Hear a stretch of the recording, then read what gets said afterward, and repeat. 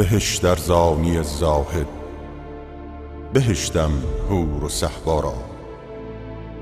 همین امروز من را بس، ندارم شوق فردا را. زمین پرگشته از بذر گلایل‌های مرگالو، غزل سرد است و این قالب ندارد تاب سرما را. پرستوها همه گلگون، شقایقها همه پرپر، ز خون سازند سالوسان گمانم شهر عقبا را. به دست زاهدان تیغ و نفیر واعظان بسمل، نمیدانم چه سودایی است در سر زهد و تقوا را.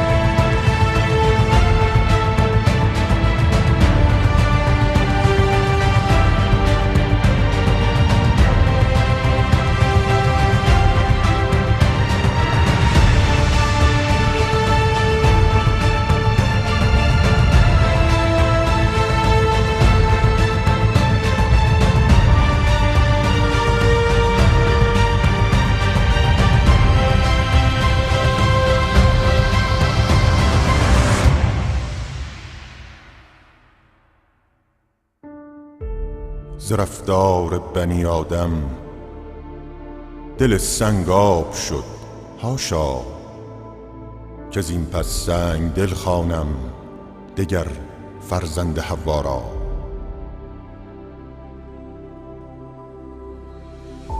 نفس در واژه می خشکد از این قسمت که در گردون در آورد عاقبت انسان سرشک سنگ خارا را.